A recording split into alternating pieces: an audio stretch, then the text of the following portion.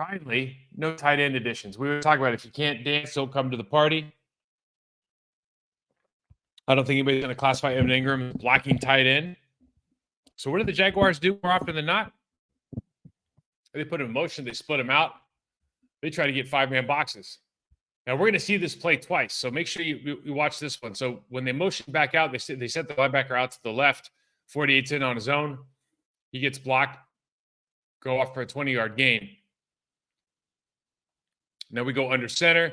You got their two tight end. They're in a 2-by-2 look here with two tight ends hipped off. They're going to go under center with a quick toss. I love this play. I love the toss action because it gets the defense to move, and it gives you a backside opportunity by the tackle on the backside here. If I show this again, watch the backside tackle. He can get all the way through to the mic now. And now as we're looking at this, you got huge lanes, and it's really because of that toss action. And Trevor Lawrence is always a threat, so you at least have to keep your eyes on him on the backside safety as you're coming down.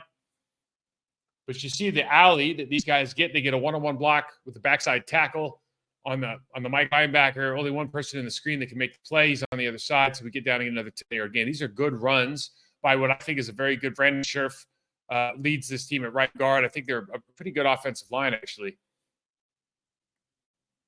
So now they've got multiple tight ends in the game, and they just go back to the well with the same action. Now, they're not going to toss this, and, of course, we've walked the defensive end out, so the tackle's going to slow play this, the right tackle to their side, the left side up for us. Exact same play. Just go back to the well, and the Jaguars, you're going to see this a couple times where I don't know that they're putting too much thought into, obviously you dress this up a couple of different ways. This isn't exactly the same action, but, the good schemes, the good running teams, you'll find that they're going to do the same stuff more often than not. They got 3 or 4 things tops that they're really good at, and they just keep repping it. So we got the guard pull. And that under center play action, we talk about it all the time. Really great play flakes. You see what happens to the eyes of the linebackers. That allows Ingram to get backside here. Easy throw and catch for yardage. Safety's got to come down and make the play. Simple, simple, simple. We go under center again. They got a 2-by-2 with the tight end hipped off. And you just have to stay disciplined here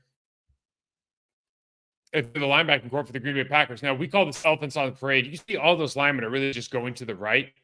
This is for me, this is a little bit easier to read than like the guard pull on the play action. Like for me, you see this and everybody turns to the sideline. They're like, man, this is not going to be a run. My eyes immediately have to go back to the tight end on the backside to run the drag because they're going to do a keeper here. And this is the thing with Trevor Lawrence that you get. He's got pretty decent accuracy on the move, and he's a very, very good athlete. They used to run all this stuff at Clemson. Remember, they run all that RPO action. We go back to the world. I saw this and I go, okay, I watched the game and I go, okay, the Pats fixed it. So they ran the exact same play. They kept the linebacker 53 and a little bit more, and they just shifted over, so they didn't put him stacked over the shade technique. So he really is unblocked here. Talking about 48, it's like, oh man, they gave you a chance for success here, buddy. He's in your hole. Got to make plays now. I show those plays sometimes, not to just get on 48's case because everybody misses plays, but to say that I don't think our guys are going to miss that block or miss that tackle. One thing we've seen from Jeff Hathley's team in the box is that we're not missing a lot of tackles anymore. All right, we got shotgun, and they got another play action look, and I just think they're giving this play a little bit too much respect. I say that, it's kind of tongue in cheek because I don't know that the Jaguars, without their play action game, can really generate yardage, right? I think this is how they generate most of their yardage. So they've got an idea of old school, let's pound the ball, let's get into these different looks and run play action out of it. But it's just like everybody else. We saw this 2 weeks ago where we saw this against the Rams, actually, where we're getting in tighter looks. We're bringing 2 tight ends in. We're trying to go under center so we can get the deep ball, and we're trying to go the under center player pass, keep multiple players in. A lot of teams are doing this now, but you see a couple of these squads are doing this almost exclusively.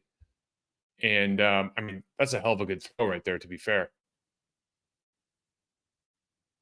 So now we go 3-by-1, shotgun.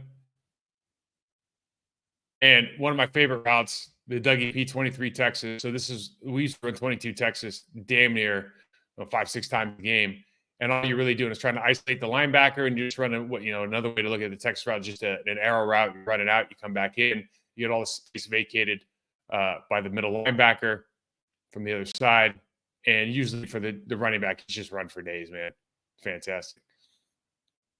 All right, we got another 2x2 hipped off here. We got a kind of a nasty look on the bottom where the receiver's at the top of the numbers, close to the tackle. The Pats are in that 3-4 look. And I just think that, the throwing, boy, wow, I did not catch that spelling. Everybody else pointed out, what a fool. Issue. But this kid can absolutely throw darts, man. He's got a great arm on him.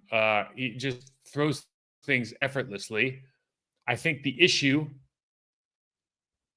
that you have there is consistency. I think the issue is footwork. But when he gets his feet underneath him, really, quite frankly, when he's on the run, Trevor Lawrence is a really good quarterback, and he's a guy that can kind of explode and have a 350-yard game if you allow him to. I just don't think the way that the Packer defense is playing right now, I would not expect these guys. Their average is, I think, 20.7 points a week, and I would expect them to be right around there, if not a little bit less. I just, maybe they're ripe for one. I don't know, but I just feel like the Packers are going to have a couple turnovers on defense. I just don't know how much we have to respect the kind of, when they spread out and they run the football. I think that's one thing. When they bunch up and they run the under center stuff, whether they're handing the ball off with the toss look or the handoff that we saw, or if they're running the under center play action, I just don't know the way that we're committing people to the box. I don't know that he's going to have a good pocket to set up in, one. And two, I just think that, our box 7, if you want to include the safety in there or not, I think our box 7, especially the way Evan Williams is playing towards the line of scrimmage, I just don't know that they have the personnel, if they bring more people to the party, that can overcome. In other words, let's say that they're 5 and against our 4 plus our linebackers is an equal match, which I don't know that it is. But let's say it is. I don't think the additional people they bring to the party, whether it's the tight ends or the receivers in the blocking game, are going to be able to kind of deal with you talk about Bullard or Williams or McKinney off the edge, or if we bring a third linebacker in the game. I just don't think that plays into their favor. So for those reasons, you really see the Packers having a strong defensive game against this football team.